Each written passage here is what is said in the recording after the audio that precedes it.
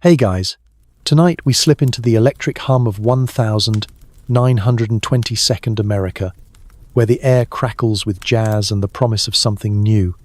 Picture yourself stepping onto a bustling city street, the scent of fresh asphalt and cigarette smoke curling around you. Horns blare from Model Ts, and women in short, fringed dresses, flappers, they call them, laugh as they dodge street vendors hawking apples. Neon signs flicker, tempting you into jazz clubs where saxophones wail. It's a decade of wild energy, but don't get too cozy, you probably won't survive the dance marathons that last for days. So, before you get comfortable, take a moment to like the video and subscribe, but only if you genuinely enjoy what I do here. Drop a comment with your city and local time. I'm curious where you're drifting off from tonight. Now, dim the lights, maybe turn on a fan for that soft background hum, and let's ease into tonight's journey together. You're standing on a city sidewalk in, say, New York or Chicago, 1925, and the world feels like it's moving at double speed. Skyscrapers loom overhead. Their steel skeletons a testament to America's newfound obsession with reaching the clouds. The 1922nd, often called the Roaring Twenties, mark a time when the U.S. population shifts. More folks live in cities than rural areas for the first time, a fact cemented by the 1920 census. That's right, over half of America's 106 million people are now urban dwellers, and you're one of them, caught in the swirl of progress. Streetcars rumble past, their bells clanging, while newsboys shout headlines about Babe Ruth's latest home run or some politician's Prohibition scandal. The air's thick with possibility, but also with coal dust. Good luck keeping your shirt clean. Now, let's talk about that quirky tidbit. City folks are obsessed with dance crazes. You're dodging couples practicing the Charleston right on the sidewalk, their knees flapping like overexcited birds. It's not just a dance. It's a rebellion against the stuffy Victorian era your parents clung to. Clubs host dance marathons where couples shuffle for hours, sometimes days, collapsing in heaps for a chance at a cash prize. Historians still argue whether these marathons were a celebration of freedom or a desperate grab for money in a shaky economy. Either way, you're tempted to join, but your feet are already sore from dodging pushy vendors. The city's a sensory overload. You smell hot dogs from a cart, hear the clack of typewriters from open office windows, and see kids playing stickball in alleys. Department stores like Macy's tempt you with window displays of shiny new vacuum cleaners. Electricity's the future, and everyone wants a piece. But it's not all glamour. You pass a tenement, where families cram into tiny apartments, laundry strung across fire escapes. The gap between rich and poor is stark. While millionaires sip champagne in penthouses, others scrape by, hoping for a factory job. Speaking of which, you're late for a night out, someone's whispering about a speakeasy nearby, and you're curious. The city's alive, and you're right in its heart. You weave through crowds, noticing how everyone's dressed like they're auditioning for a movie. Men in sharp suits tip their fedoras, while women's bobbed hair bounces as they strut. Fashion's a big deal gone, are the corsets and long skirts of your grandma's day. You chuckle, imagining her fainting at the sight of a flapper's knee-high hemline. Joke number 1. Maybe the real rebellion was making stockings roll down instead of up. The energy's infectious, though. You pass a barbershop where men debate politics, their voices rising over the snip of scissors. Calvin Coolidge is president, known for his do-nothing style, which suits the decade's laissez-faire vibe. Government's staying out of business, and the economy's booming, at least for now. As night falls, the city glows, streetlights cast shadows, and you hear a saxophone's mournful cry from a club. Jazz is everywhere, born from African-American communities, and now the soundtrack of the decade. You're drawn to it, but first, you pause at a newsstand. Headlines scream about gangsters like Al Capone, who's probably sipping the same illegal whiskey you're hoping to find. Prohibition's in full swing, turning law-abiding folks into rebels. Joke number 2. The only thing drier than the law is the humor in a temperance meeting. You pocket a newspaper, feeling the weight of the era, progress and rebellion, wealth and struggle, all mixed together like a cocktail you're not sure you should drink. The streets are stage, and you're part of the show. You pass a group of kids sneaking cigarettes, their laughter echoing.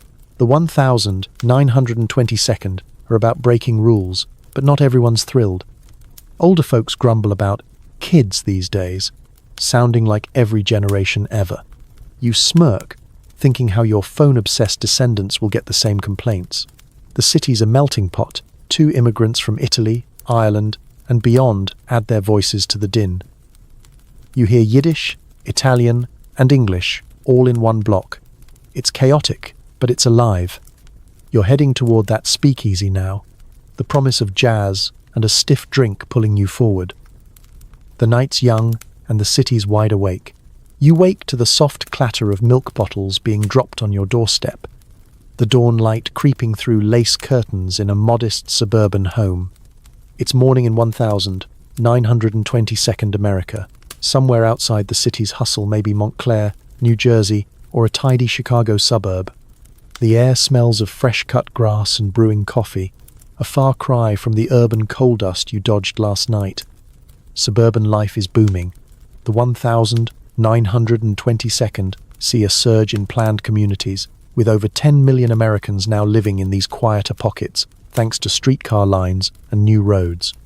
You stretch, hearing the creak of your wooden bed frame, and glance at a shiny new electric clock on the nightstand. Electricity's changing everything your home's wired up, and you're secretly proud of the humming refrigerator downstairs. As you shuffle to the kitchen, you notice the quirky side of suburban progress. Your neighbour's obsessed with mail-order catalogues. Sears and Roebuck's thick book sits on every coffee table, offering everything from sewing machines to entire house kits. Yep, you can buy a bungalow in a box. You chuckle, imagining assembling a home like a kid's toy set. Joke number 1. If you mess up the instructions, you're sleeping in the garage. Historians still argue whether these catalogues sparked consumer culture or just fed it, but either way, you're tempted to order a new toaster for kicks. The kitchen's a cozy hub. Your mom, or maybe you're the one in the apron, is frying eggs on a gas stove, the sizzle mixing with birdsong outside. The radio's on low, some preacher droning about temperance, but you're more interested in the bacon's aroma. Suburban homes are getting modern. Indoor plumbing's standard now, unlike the outhouses still lingering in rural towns. You pour coffee from a percolator, its bitter warmth grounding you. The table's set with mismatched china, and you flip through a newspaper left by your dad. Ads for electric irons and vacuum cleaners promise to free the housewife, though you smirk, knowing the chores still pile up. Outside, kids race bicycles down tree-lined streets, their laughter echoing. Suburbia's designed for families, with neat lawns and picket fences straight out of a magazine. You step onto the porch, feeling the cool morning air, and wave to a neighbour watering her garden. She's probably gossiping about the new couple who threw a wild bridge party last night. Card games are the suburban equivalent of a speakeasy's thrill. You're not judging. You've got a deck of cards stashed for tonight's game. The suburbs feel safe, orderly, but there's a restless edge. Young folks like you crave the city's jazz clubs, even if it's just a train ride away. You head to the garage, where a shiny Ford Model T waits your family's pride and joy. Cars are everywhere now. By 1925, over 17 million are registered in the US, and suburbs are built around them. You crank the engine, grinning at the clunky roar. Joke number 2. It's less a car and more a temperamental horse with wheels. Driving to the local market, you pass new houses popping up like dandelions. Construction's a constant hum. Suburbia's growing fast, fueled by post-World War I prosperity. But not everyone's thriving. You spot a handyman fixing a fence. His worn clothes a reminder that the wealth isn't spread evenly. At the market, you grab a basket, weaving past shelves, stocked with canned goods and fresh produce. Kellogg's cornflakes are a hot item breakfast cereals, the new fad, promising convenience. You overhear 2 women debating whether bobbed hair is scandalous or practical. The 1922nd are loosening up, even here. You pay with a crisp dollar bill, noticing the clerk's new cash register an electric marvel that dings with every sale. Back home, you unpack groceries, thinking about the day ahead. Maybe you'll mow the lawn or tinker with that radio set you bought on a whim. The suburbs aren't just about comfort, they're a statement. You're living the American dream, or at least the 1922nd version of it. But there's tension. Some folks miss the farm life they left behind, while others, like you, eye the city's bright lights. You glance at a magazine ad for a vacuum cleaner, promising more time for leisure. Leisure for what? Another bridge game or sneaking off to a speakeasy. Joke number 3.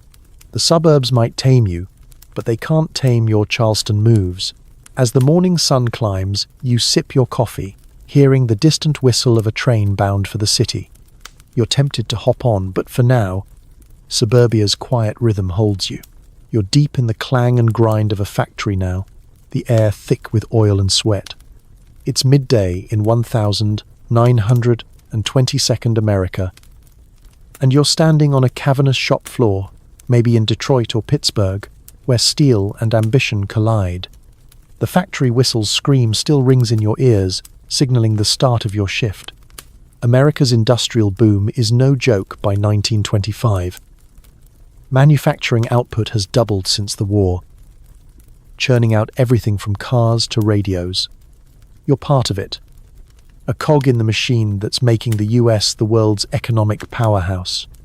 The conveyor belt hums, and you tighten bolts on a car frame, your hands moving fast to keep up with Ford's assembly line, a game changer that slashed production time.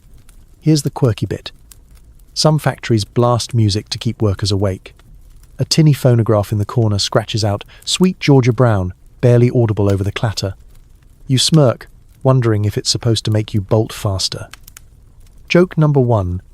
Maybe they think jazz hands tighten screws better. Historians still argue whether these tunes boosted productivity or just annoyed everyone, but you're too focused to care. Your arms ache, and the guy next to you mutters about needing a smoke break.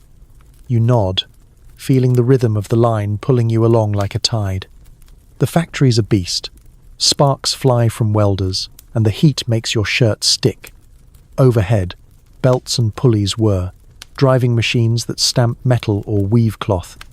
You're lucky to have this job. Millions flock to cities for work, and factories employ over 12 million by mid-decade, but it's grueling. Shifts stretch 10, sometimes 12 hours, 6 days a week. You glance at the clock, its hands crawling. Pays decent, about $5 a day for skilled work, but you're saving for a radio or maybe a used Model T.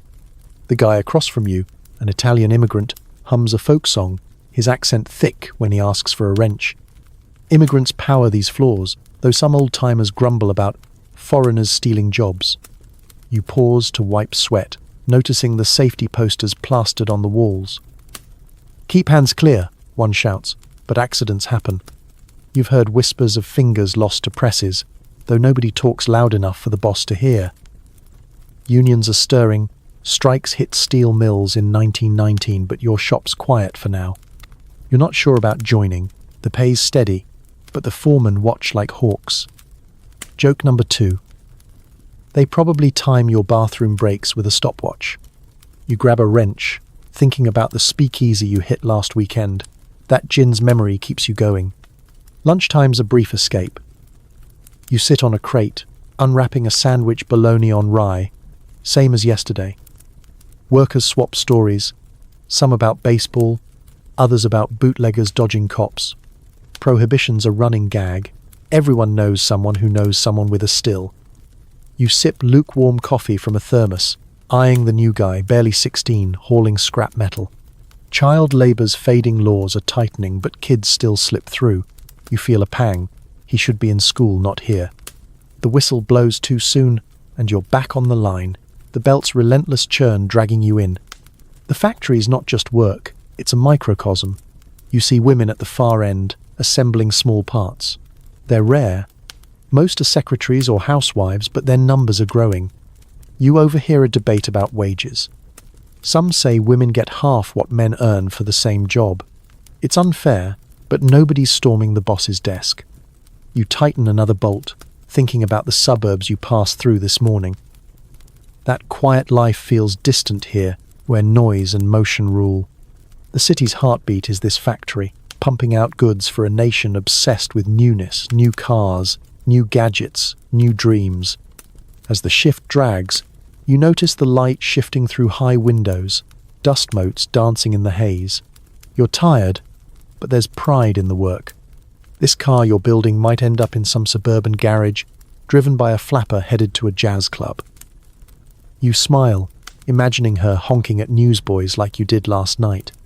Joke number 3. Maybe she'll name the car after you, the unsung bolt tightener. The day's end is near, but the line keeps moving. You glance at your buddy, who's whistling now, mimicking the factory whistle. You're in this together, building America's future, one aching muscle at a time. You're slipping through a dim alley now, the city's pulse thumping behind you as you approach a nondescript door. It's midnight in 1922nd America, and you're hunting for a speakeasy, one of those secret bars born from Prohibition's iron grip. A soft knock, a whispered password, something silly like moonshine, and the door creaks open.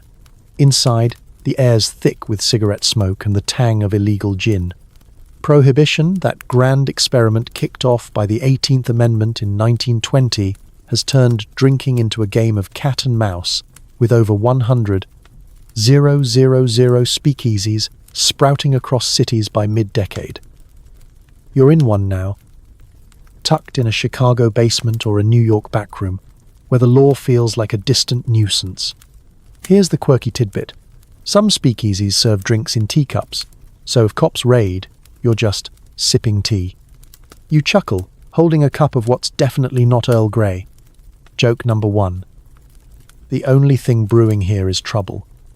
Historians still argue whether Prohibition cut alcohol consumption or just made it more glamorous.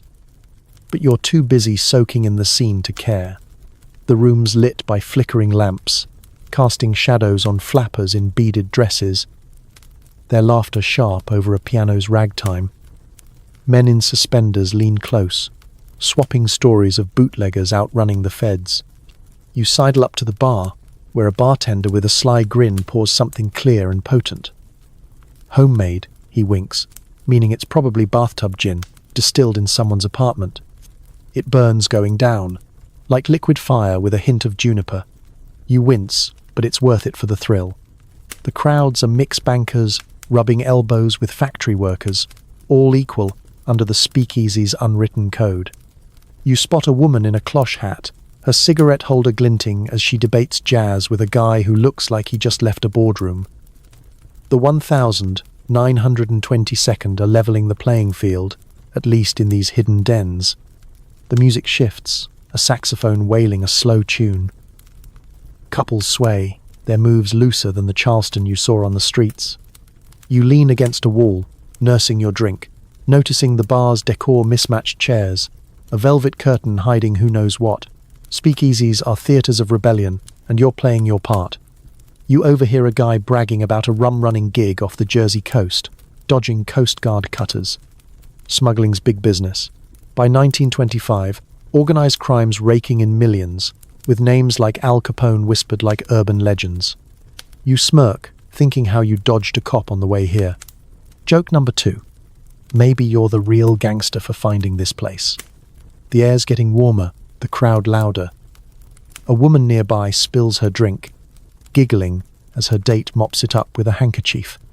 You notice the bartender slip a bottle under the counter, probably in case of a raid. Speakeasies thrive on this edge, the thrill of breaking rules. You take another sip, feeling the gin's buzz, and think about the factory you left hours ago. That grind seems worlds away now, replaced by this smoky, secret escape. The piano player picks up the tempo, and a few flappers start dancing, their heels clicking on the worn floor. You're tempted to join, but your dancing's more likely to clear the room. You glance at a clock 2 a.m., but time's irrelevant here. Speakeasies don't sleep, and neither does the city. You overhear a debate about whether Prohibition's saving souls or just funding mobsters. It's a fair question. The law's pushed drinking underground, but it hasn't stopped it. You spot a guy in a corner, sketching the scene on a napkin. An artist, maybe, capturing the era's defiance. You're part of this moment, a fleeting rebellion against a world trying to stay prim. Joke number 3. If prohibition's about morals, why is this gin making you feel so holy? As you finish your drink, the bartender nods, offering a refill. You hesitate, knowing dawn's not far off.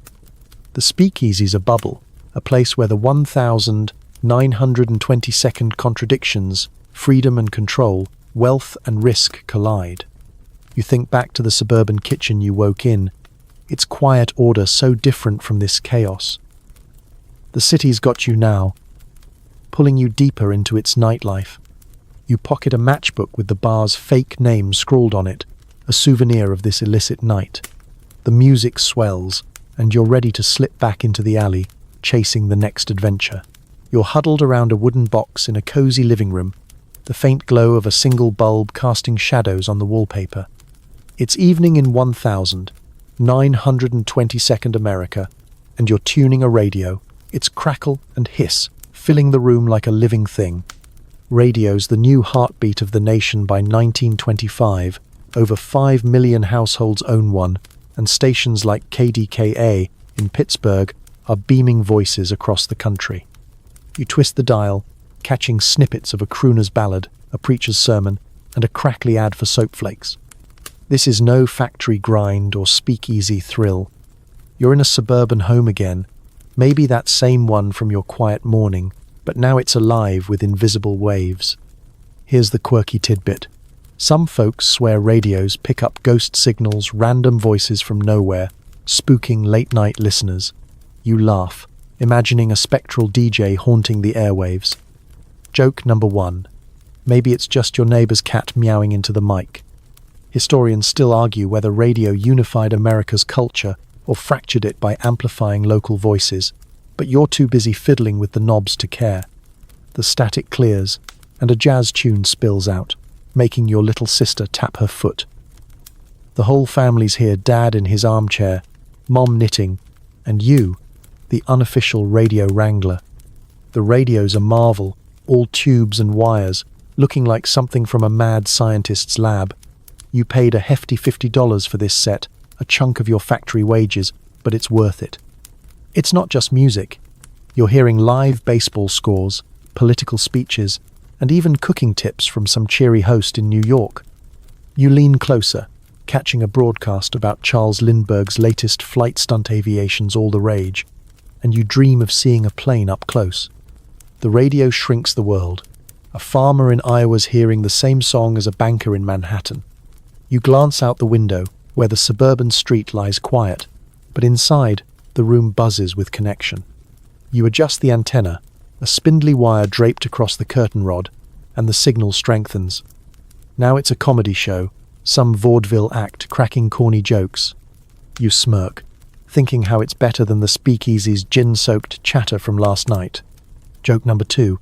At least the radio doesn't spill its drink on you. The family laughs at a punchline about Prohibition, and you notice Dad nodding along, his newspaper forgotten. Radio's changing how you spend evenings. No more silent dinners or endless card games. It's a window to the world, and you're hooked, even if the static makes you wince. The broadcast shifts to a news report, something about a stock market rally. Everyone's talking money these days, and you wonder if you should buy a share or two. The radio's full of ads too, Pepsi. Cola's new jingle is catchy, promising twice as much for a nickel. You roll your eyes, everything's a sales pitch. But there's magic in the voices. Especially when a singer like Bessie Smith comes on, her voice raw and soulful. You close your eyes, picturing the Harlem clubs you've only heard about. Radio's your ticket there, no train fare needed. Your little brother begs to change the station, whining for a bedtime story program. You oblige, finding a kids' show with a narrator spinning tales of cowboys and pirates. It's a far cry from the factory's clang or the speakeasy's smoke, but it's just as much a part of the 1,922nd. You think about the city streets you walked, alive with jazz and rebellion, and how this radio ties it all together. The suburbs feel less isolated now, like you're part of something bigger. Joke number 3. Maybe the radio's the real speakeasy. sneaking stories into every home. As the program ends, a soft piano tune plays, perfect for winding down. You glance at Mom, who's dozing off, her knitting needles still. The radio's glow feels like a fireplace, warm and inviting, but you know it's a machine, not magic. Still, it's changed how you see the world. America's no longer just your street or your city. It's everywhere the signal reaches. You turn the volume low, letting the music hum like that fan you left on for background noise.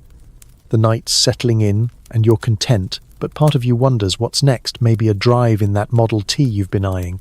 You're gripping the steering wheel of a Model T, its engine rattling like a tin can full of marbles as you bounce along a freshly paved road.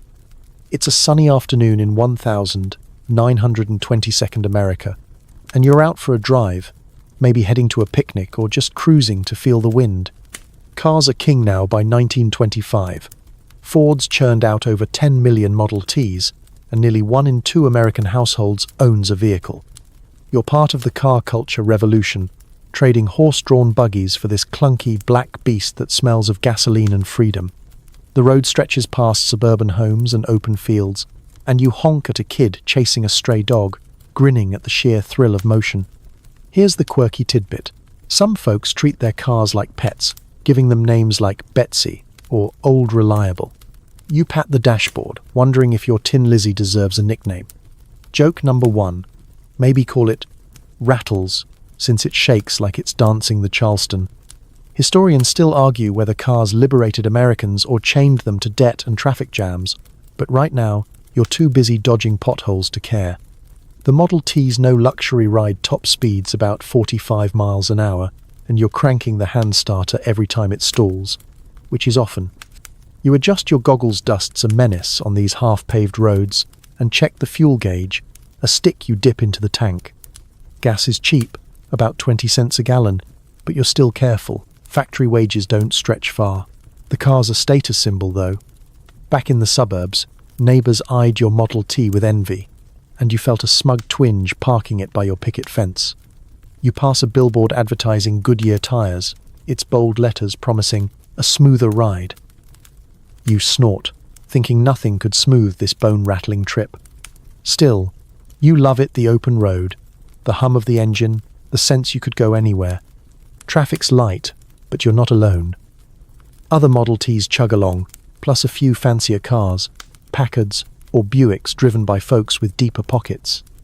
You wave at a family in a nearby sedan, their kids squished in back with a picnic basket. Sunday drives are a 1,922nd ritual, a chance to escape the city's speakeasies or the factory's grind. Some head to amusement parks or lakes. You're aiming for a meadow you heard about, perfect for a sandwich and a nap.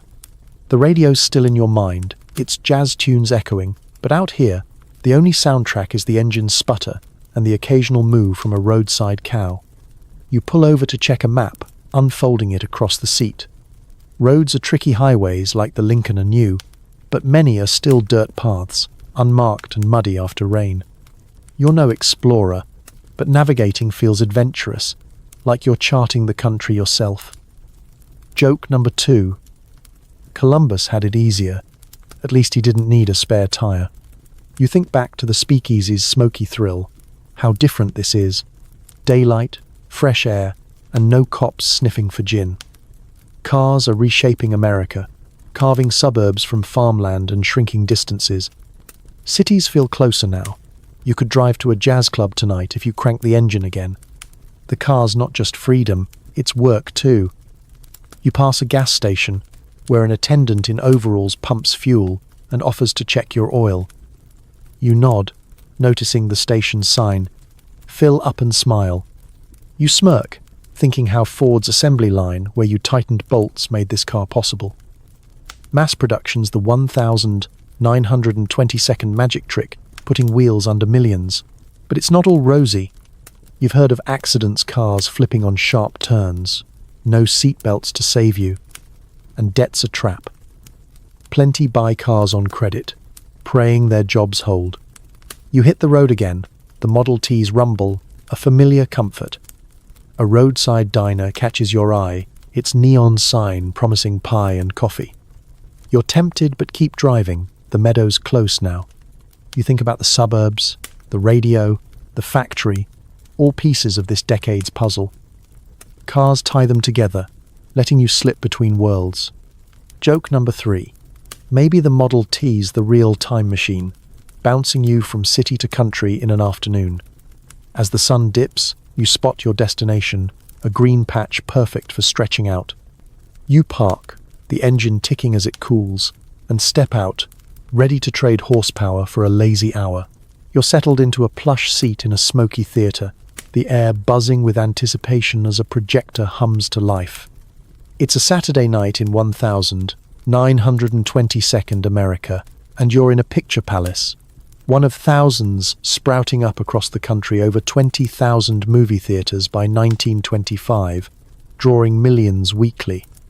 The lights dim, and a silent film flickers onto the screen, its black and white images dancing to a live pianist's ragtime. You're here for escape, trading the Model T's rattle and the speakeasy's gin for a world of melodrama and slapstick.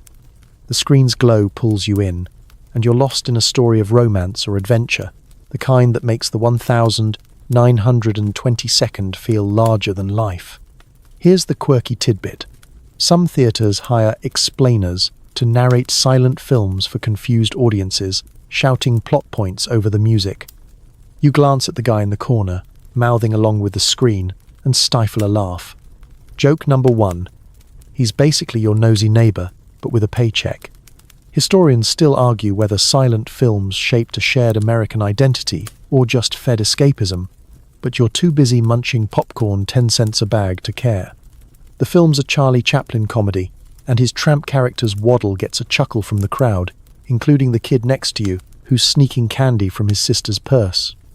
The theatre's a spectacle itself, all velvet curtains and gilded chandeliers, a far cry from the factory's grit or your suburban porch. You're in a city, maybe Los Angeles, where Hollywood's churning out films like Ford makes cars. The industry's booming. By mid-decade, movies gross over $1 billion annually, and stars like Clara Bow and Rudolph Valentino are household names. You watch a title card flash, "Will she escape the villain?" and lean forward, caught up in the drama. The pianist's fingers fly, matching the chase scene's pace. You're hooked, even if the plot's predictable. It's not just entertainment. It's a window into dreams, glamour, danger, love all bigger than your daily grind. You glance around, noticing the crowd's mix. Couples on dates, families, even a few solo folks like you, all staring at the same flickering light. Movies are democratic that way, cheaper than a speakeasy's gin at 25 cents a ticket. You think back to the radio's crackle, how it brought voices into your home. This is different, visual, immersive. The screen shows a city skyline, not unlike the one you walked through, but glossier, unreal. You smirk, imagining yourself dodging villains instead of streetcars. Joke number 2. If life's a movie, you're still waiting for your close-up. The film shifts to a love scene, and the audience sighs. You notice a woman fanning herself with a program, her bobbed hair gleaming under the lights. Fashion's everywhere. Even here, flapper dresses and fedoras pack the seats. You're in a suit yourself, feeling sharp, though the cigarette smoke's making your eyes water. The theatre's a social hub, where folks gossip before the show or flirt in the lobby. You overheard a debate about whether Valentino's really as dreamy as the posters claim. You're not sure, but the swooning lady next to you seems convinced. As the film ends, the pianist strikes a final chord, and applause ripples through. You linger, watching credits roll, no sound, just text and music.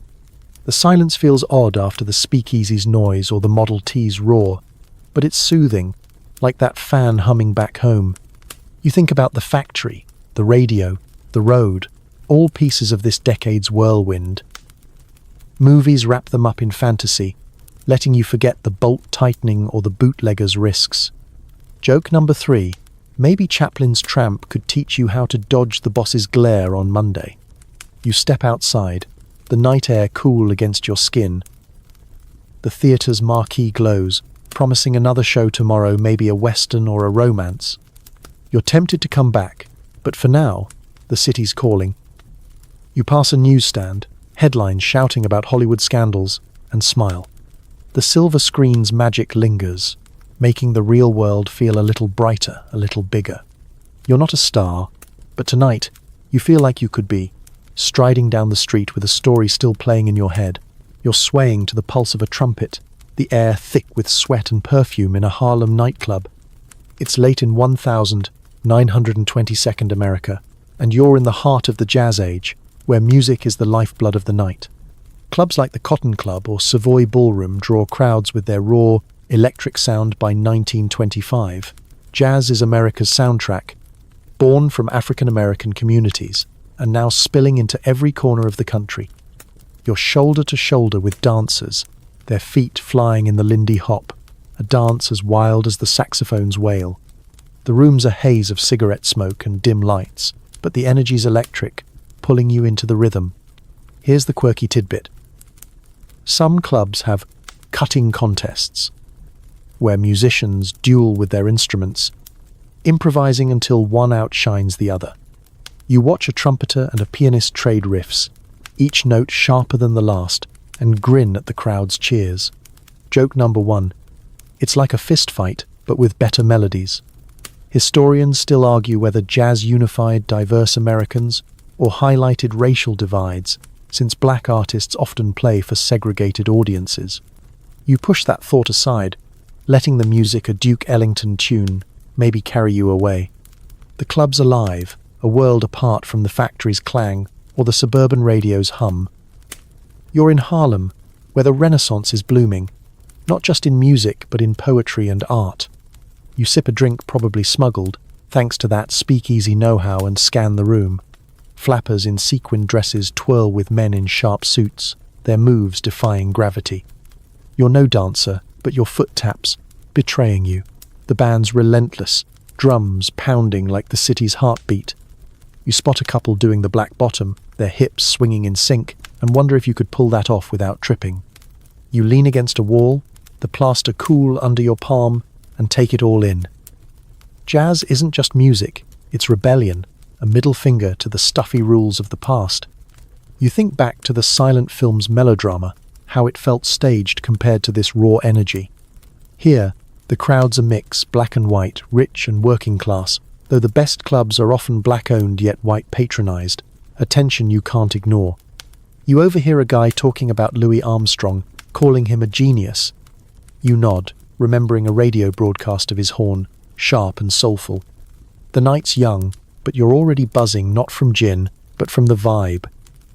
You step onto the dance floor, emboldened by the crowd, and give the Charleston a clumsy try. A woman laughs, not unkindly, and shows you a step. You're no pro, but it feels good, like you're part of something bigger. Joke number 2. Maybe your dancing's why they invented the term hot mess. The music shifts, slower now, and you catch your breath, watching a singer take the stage. Her voice, rich and mournful, quiets the room, reminding you of Bessie Smith's records crackling through your radio. You think about the city streets you walked, the Model T you drove, the speakeasy's thrill, all leading here, to this moment. Jazz ties it together, a sound that's everywhere, from dive bars to Broadway. You notice a poet in the corner, scribbling on a napkin, maybe Langston Hughes capturing this very scene. The 1922nd are a paradox Prohibition's grip, yet this freedom in music. You sway, feeling the beat in your bones, and wonder how anyone could stay still. The factories grind, the suburbs calm, they're distant now, drowned out by the band's crescendo. As the song ends, the crowd roars, and you clap, your hands stinging. You're tempted to stay all night, but the clock's ticking 3 a.m., and you've got to drive home. You slip outside, the cool air a shock after the club's heat. The street's quiet, but you hear jazz echoing in your head, like that radio's hum. Joke number 3. Maybe you'll dream in syncopation tonight. Harlem's alive behind you, and as you walk, you carry its rhythm, a piece of the 1922nd soul that no law or factory whistle can tame. You're standing in a dress shop, surrounded by mirrors and mannequins, draped in shimmering fabrics. It's a crisp afternoon in 1922nd America, and you're caught up in the flapper fashion frenzy, where style is as bold as the jazz you danced to last night. The shop's buzzing women flip through racks of dresses, their hems scandalously above the knee, a sharp break from the ankle-length gowns of a decade ago. By 1925, the fashion industry's booming, with clothing sales hitting millions, as women embrace the flapper-look bobbed hair, cloche hats, and beads that jingle with every step. You hold up a fringed dress, its sequins catching the light, and wonder if you've got the nerve to wear it. Here's the quirky tidbit. Some flappers sew bells into their hemlines to jingle louder at dances, turning heads with every shimmy. You smirk, imagining the racket at a crowded club. Joke number 1. It's like wearing a cat toy to a Charleston contest. Historians still argue whether flapper fashion was pure rebellion or a clever marketing ploy by department stores, but you're too busy eyeing a silk scarf to care. The shop girl, her own hair bobbed sharp, suggests a headband with a feather, and you're tempted, she says, it's all the rage in Paris. You run your fingers over a dress's beaded fringe, feeling the weight of the era's shift. Women's fashion is a revolution. Corsets are out, replaced by loose, boyish silhouettes that let you move, dance, breathe. You think back to the Harlem Club, where flappers spun like fireflies, their dresses flashing under dim lights. Here, the shop smells of lavender and new fabric, a far cry from the speakeasy's smoke or the factory's oil. You try on a cloche hat, its snug fit framing your face, and catch your reflection. You look modern, like you belong in a movie or a jazz joint. The shop's crowded with women your age, giggling over stockings that roll down just right. You overhear a debate about whether short skirts are immoral. Some churches still preach against them, but the flappers don't care. You don't either. The freedom's intoxicating. You pick up a pair of T-strap shoes. Their heels low enough for dancing, but sharp enough to feel chic. The price tag stings $5, half a day's factory wages, but you're saving up, maybe from skipping those movie tickets last week. You smile, remembering Chaplin's Tramp waddling on the screen, and think how this dress might steal the show. Fashion's not just about looks, it's power. You notice a woman buying a suit, yes, a suit, tailored and sharp, for office work, or maybe just to make a point. Women are pushing boundaries, voting now, working more, and their clothes shout it. You think about the radio's ads, pushing modern styles, and the Model T you drove, which let you zip to shops like this. It's all connected cars, jazz, movies, and now this dress that feels like a declaration. Joke number 2. Maybe the real prohibition is on boring clothes. You step outside, clutching a paper bag with that headband you couldn't resist. The street's alive with women in similar outfits, bobbed hair bouncing, pearls swinging. Men tip their fedoras, some approving, others tesking like your grandma did at your rolled stockings. You laugh, thinking how she'd faint at this shop's display. The 1922nd are rewriting the rules, and you're wearing them. You pass a tailor's window, where a sign boasts custom flapper frocks in 24 hours. Speed's everything now. Fast cars, fast music, fast fashion. You're part of it, strutting like you own the sidewalk. As you head home, you imagine wearing this headband to the next jazz club, maybe even catching a cutting contest like last night's. The city's changing you, from the suburbs' quiet to this bold new skin. Joke number 3. If your dress jingles louder than the band, you're doing it right. You glance at a newsstand, where a magazine cover shows a flapper mid-twirl, and feel a spark of pride. You're not just dressing the part, you're living it. One bead, one feather, one defiant step at a time. You're ducking through a shadowy warehouse, the air heavy with the sharp scent of whiskey barrels and damp wood. It's the dead of night in 1922nd America, and you're tangled up in Prohibition's secret games, running with bootleggers who keep the speakeasies stocked. The 18th Amendment's ban on alcohol has spawned a black market empire by 1925. Illegal liquor is a $3 billion industry, and you're brushing up against its edges. Maybe you're just a curious tag-along, Or maybe you're hauling crates for extra cash.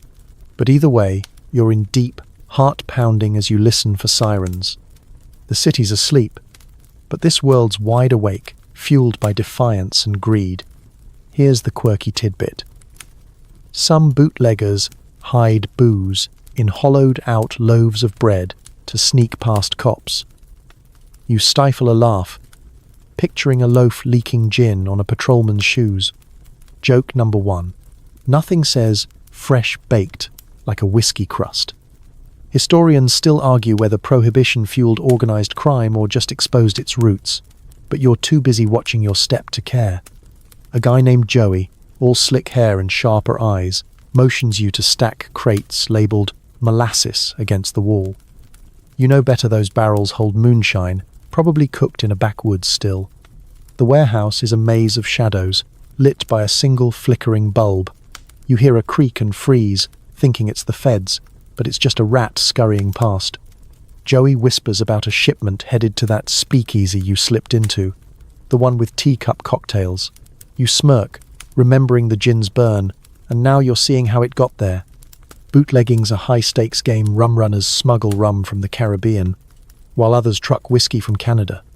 You've heard of Al Capone's Chicago outfit, moving thousands of gallons weekly, and Joey's crew is a small cog in that machine. You lift a crate, your arms straining, and wonder how much is profit and how much is risk. You pause to catch your breath, leaning against a barrel. The air's thick with the sweet, sour smell of fermenting grain, a far cry from the dress shop's lavender or the jazz club's perfume. You think back to the Model T you drove, how it could be hauling this stuff instead of picnic baskets. Cars are bootleggers' lifelines fast. Fords outrun police sedans on back roads. You grin, imagining yourself behind the wheel, dodging a roadblock. Joke number 2. Maybe your Tin Lizzie's got a secret career as a moonshine mule. Joey hands you a flask as payment, a quick swig of something that tastes like fire and regret. You cough, and he laughs, saying it's the good stuff. Prohibition's turned everyone into a chemist bathtub gin, Applejack, even homemade wine from backyard grapes. You've heard stories of bad batches blinding folks, but you take another sip anyway. The warehouse hums with quiet workmen load trucks, their whispers sharp with urgency. You spot a woman in the corner, tallying numbers in a ledger. Women run with bootleggers too, some as drivers, others as lookouts. You nod to her, and she winks, like you're all in on the same secret. The night's tense, but there's a thrill in it, like dancing the Charleston or watching a Chaplin film. You're breaking the law, sure, but so's half the country. Prohibition's more suggestion than rule. You think about the radio's sermons, preaching temperance, and laugh under your breath. The real sermon's here, in the clink of bottles and the creak of crates. You help Joey cover the load with a tarp, hiding it for the drive to a speakeasy drop. Joke number 3. If the cops ask, you're just delivering holy water for the church. As you slip out into the alley, the city's quiet, save for a distant car horn. You feel the flask in your pocket, a souvenir of this outlaw night. The speakeasies glow, the jazz clubs beat, the dress shops sparkle. They're all tied to this underground trade. You're not a gangster, but tonight, you're close enough to feel the rush. The stars are out, and you head home, the warehouse fading behind you, its secrets safe until the next run. You're trudging through a dusty field, the sun high and unrelenting, your boots sinking into the soft earth of rural America. It's a summer day in the 1922nd, far from the city's jazz clubs and speakeasies, where life moves slower, tied to the rhythms of the land. Farms still cover much of the country. Over 30% of Americans live rurally in 1925, though the urban tide's pulling folks away. You're on a family farm, maybe in Iowa or Kansas, where the air smells of hay and manure, and the only soundtrack is the hum of cicadas and the creak of a windmill. The Roaring Twenties feel distant here, where old ways clash with the new. Here's the quirky tidbit. Some farmers use dynamite to dig post holes for fences, a loud shortcut that spooks the cows. You chuckle, imagining a blast sending chickens scattering. Joke number 1. Nothing says rural charm like an explosion at dawn. Historians still argue whether rural America resisted modernization or quietly adapted, but you're too busy hauling a bucket of water to care. The farm's a world of its own acres of corn, stretched to the horizon, and you're helping with chores, from milking cows to mending a fence that's seen better days. You pause to wipe sweat, leaning on a pitchfork. The farmhouse nearby is weathered but sturdy, its porch sagging under the weight of years. Your family, maybe you're a kid home for summer or a hired hand, relies on this land. The 1,922nd aren't as kind to farmers as to city folk. Crop prices are dropping, and mechanized tractors, pricey at $400, are tempting but out of reach for many. You spot a horse-drawn plow, still in use, and think of the Model T zipping along city roads. Out here, horses outnumber cars, and you're more likely to hear a rooster than a radio. You head to the barn, where the air's cooler, thick with the scent of straw. A kid your cousin maybe feeds chickens, tossing grain like he's sowing dreams. You remember the radio's crackle, how it brought jazz to your suburbs. But here, news comes from neighbors or a weekly paper. You grab a sack of feed, your arms aching like they did in the factory. Farming's no easier than tightening bolts, it's just quieter. You overhear your uncle grumbling about city slickers and their newfangled ways, electric lights, flapper dresses. He's not wrong. The dress shop sequins feel like another planet. Yet change is creeping in. You notice a Sears catalogue on the kitchen table, its pages dog-eared with dreams of electric churns or mail-order shoes. Some farmers are buying radios, powered by batteries since rural lines lack electricity.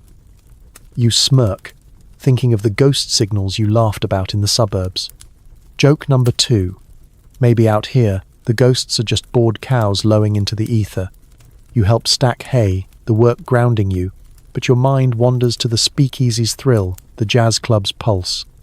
Rural life's steady, but it's losing ground to the city's pull. Dinner's a simple affair.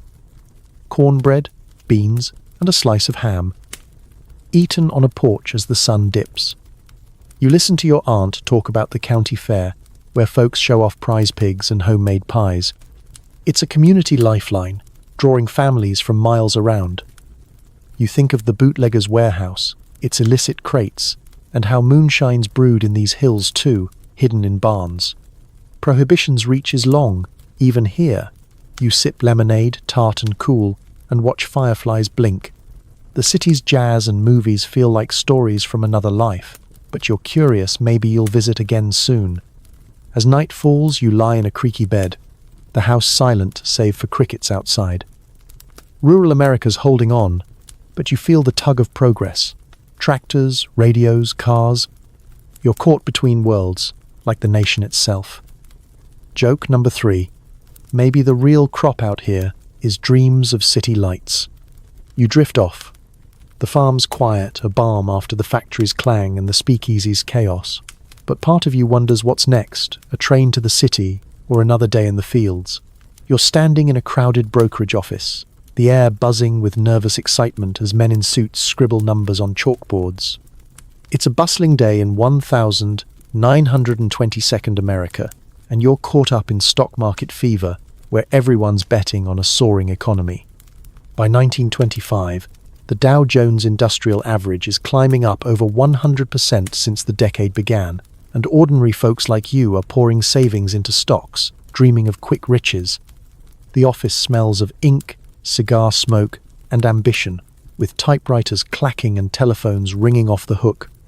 You clutch a newspaper, its financial page dog-eared, wondering if you should buy shares in General Motors or RCA. Here's the quirky tidbit. Some brokers peddle stocks door to door, like vacuum cleaner salesmen, convincing housewives to invest their egg money. You smirk, imagining a slick talker charming your suburban neighbor into buying radio shares. Joke number 1. Maybe he threw in a free toaster to seal the deal. Historians still argue whether the stock market boom was a sign of real prosperity or a bubble waiting to pop, but right now, the room's alive with optimism. You overhear a guy boasting about doubling his money on Ford stock, and you're tempted your factory wages could use a boost. The brokerage is a circus. Men in vests, shout orders, their faces flushed as stock tickers spit out paper ribbons like confetti. You watch a clerk update prices, the chalk squeaking with every jump. Everyone's talking margin, borrowing money to buy stocks, a trick that's making millionaires overnight. You've got $50 saved, enough for a share or two, but the risk makes your stomach twist. You think back to the rural farm, where wealth was measured in corn and cows, not paper promises. Here, it's all numbers, and the crowd's betting America's only going up. You step closer to a ticker machine, its clicks hypnotic. The guy next to you, a bank teller by his look, mutters about easy money. You nod, remembering the radio's ads promising wealth through stocks, just like they pushed Pepsi or flap addresses. The 1922nd are about speed, fast cars, fast music, fast money. You glance at a poster touting, invest in America's future, and feel the pull. The speakeasy's thrill, the jazz club's pulse, even the Model T's rumble, they're all fueled by this same giddy belief in tomorrow. But there's a whisper of doubt. You've read about market corrections, shaking out small timers like you. You decide to buy one share, handing over your cash to a broker with a grin too wide. He promises big returns, and you half believe him. The paperwork's done in a flash, and you're now part owner of a company you barely understand. Joke number 2. You're practically Henry Ford now, minus the mustache. You pocket the receipt, feeling like you've joined the game. The room's energy is contagious, but you notice a few older men in the corner, their faces grim, muttering about overheated markets. You shrug it off, everyone's a skeptic until they're rich. As you leave, the street feels different, like you're carrying a secret. You pass a newsboy hawking papers with headlines about soaring stocks and new skyscrapers. The city's betting on itself, just like you are. You think of the bootlegger's warehouse, where risk meant dodging cops, not losing savings. This feels riskier, somehow. The flap address you admired, the movie theater's glow, they're all tied to this money chase. You wonder if your share will buy you a new Model T or just a headache. Joke number 3. Maybe you'll frame the stock certificate as modern art when it tanks. The day's fading, and you head home, the brokerage's buzz still in your ears. You're part of the 1922nd dream machine now, for better or worse. The stock market's a gamble, but so's everything else: drinking illegal gin, dancing till dawn, or driving a rattling car. You glance at the sky, hoping your bet pays off, but deep down, you know the game's just getting started. You're standing in a polling station, the air thick with the scent of ink and old wood, clutching a ballot that feels like a small revolution. It's 1925-inch America, and you're a woman, voting for the first time, tasting the newfound freedoms of the 1922nd. The 19th Amendment, ratified in 1920, gave women the right to vote, a seismic shift that sent over 8 million women to the polls by mid-decade.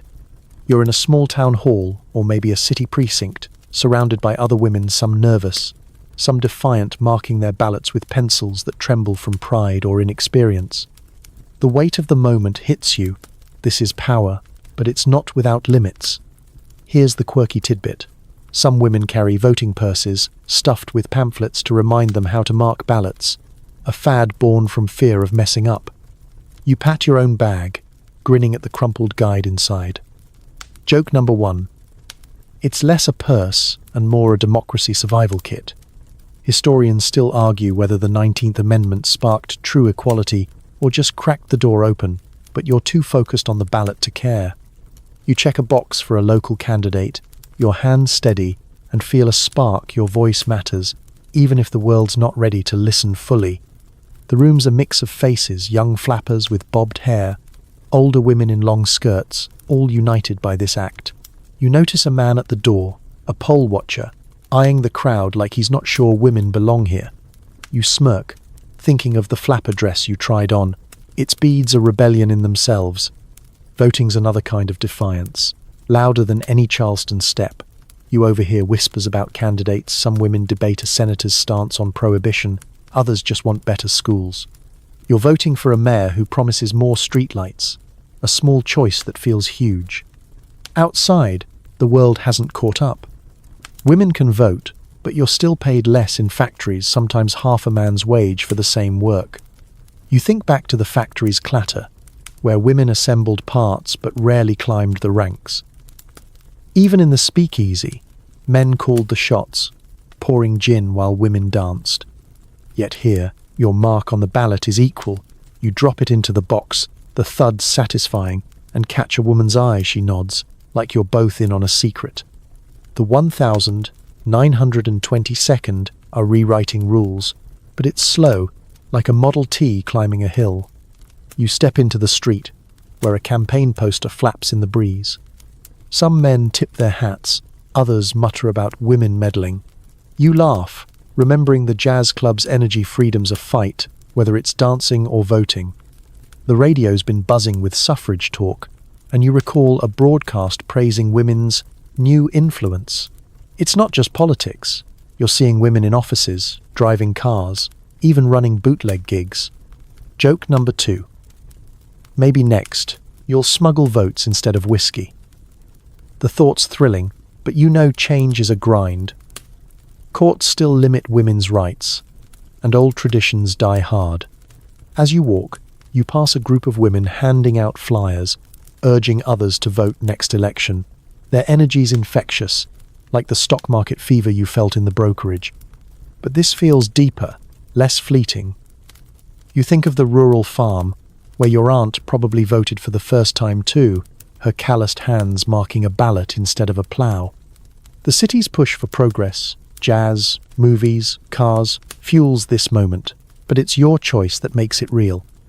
You're not just a flapper or a factory worker, you're a citizen, and that's a quiet power. The day's fading, and you head home, the ballot's weight lingering in your mind. You pass a newsstand, where a headline touts women's votes swinging a local race. You smile, feeling part of something bigger, like the jazz band's rhythm or the movie's glow. Joke number 3.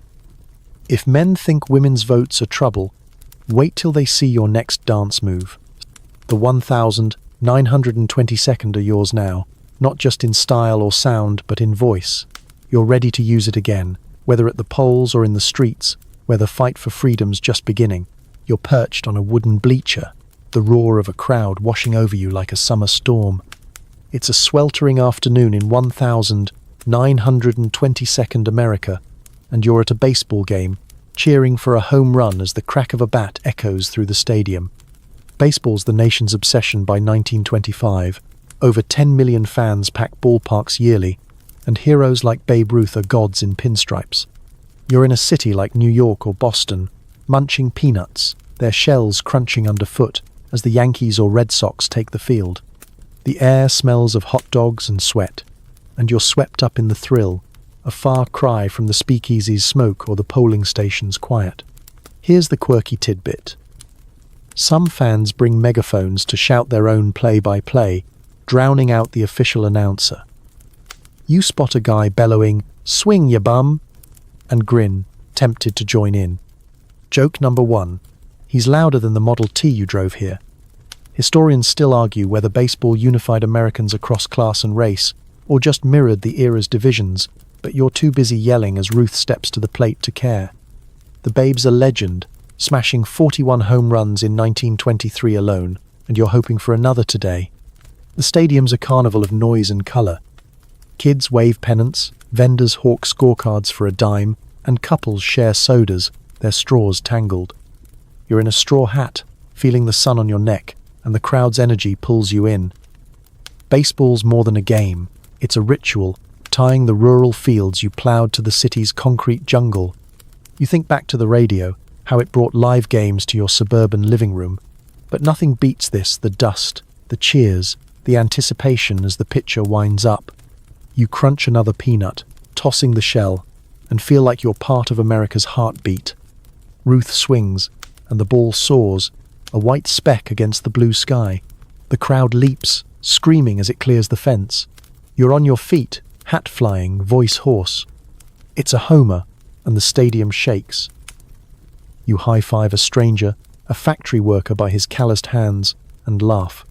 This is why you came not just for the game, but for the connection. You think of the flapper dress you tried on, its beads flashing like Ruth's bat, and the stock market's buzz, where bets are placed on companies, not players. Baseball's a safer gamble, or so it feels. The game rolls on, innings blending into a lazy rhythm. You notice a few black fans in the stands, cheering just as loud, though they're barred from major leagues. The Negro Leagues thrive, with stars like Satchel Paige, and you've heard their games are just as electric. You wish you could see one, but segregation's a stubborn shadow, even here. You sip a cola, its fizz sharp, and think of the bootlegger's warehouse, where risks were darker. Joke number 2. Maybe Ruth's secret is a swig of moonshine before batting. Between innings, kids scramble for foul balls, and you overhear a debate about whether Ruth's better than Ty Cobb. It's the kind of argument that fuels barbershops and speakeasies alike. You lean back, watching clouds drift, and feel the 1,922nd contradictions freedom in the stands, limits on the field.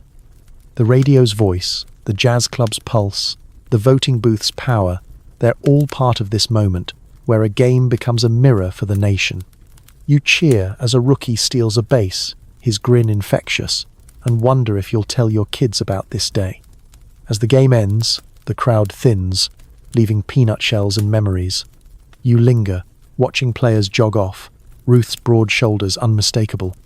The stadium's glow fades, but you carry it with you, like the jazz tune still humming in your head. Joke number 3. If life's a game, you're just hoping for a home run before the 9th inning. You head out, the city waiting, its skyline promising more heroes, more dreams, more days like this one. You're standing on a city rooftop, the cool evening breeze carrying the faint hum of traffic below.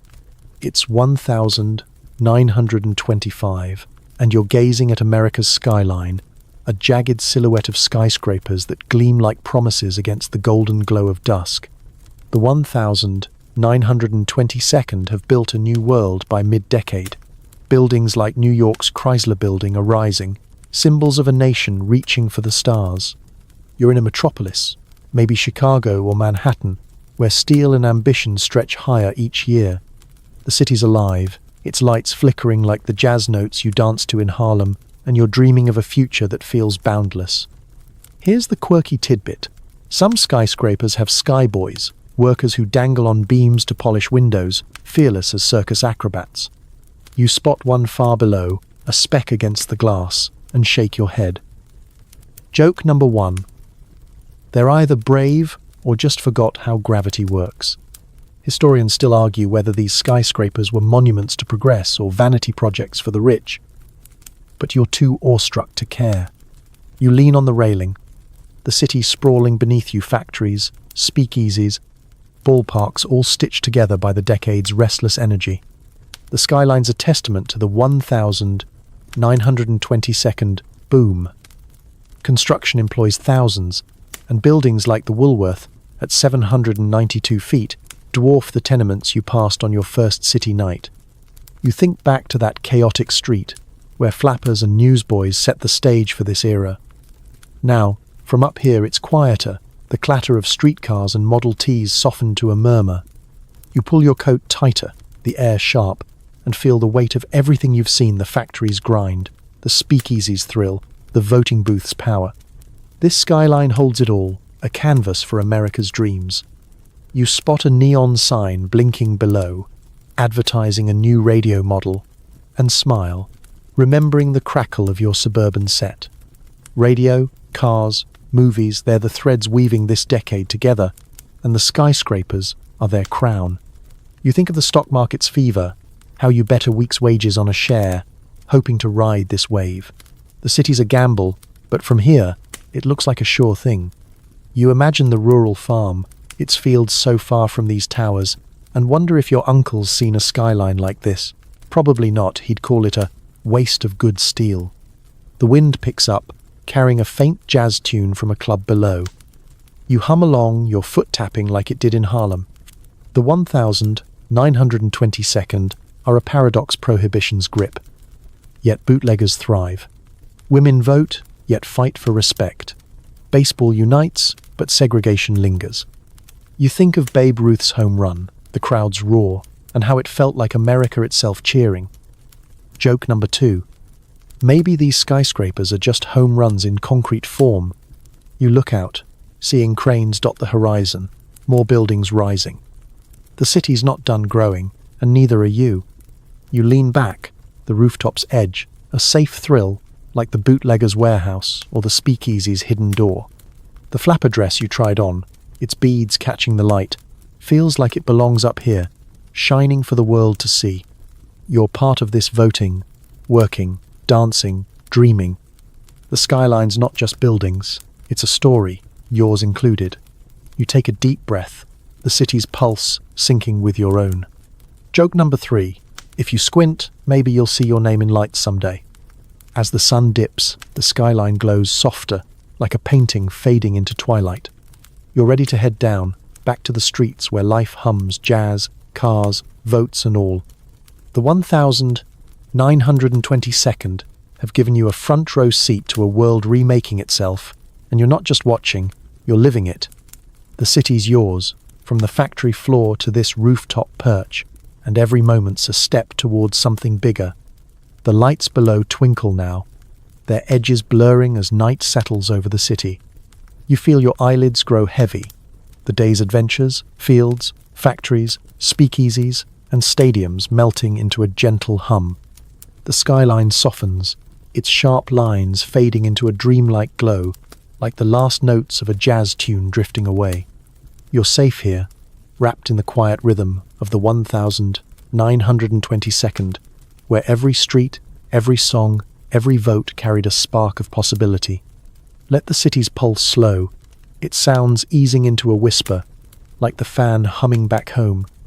Close your eyes, let the skyscrapers blur, and drift into sleep, carried by the decade's endless dreams.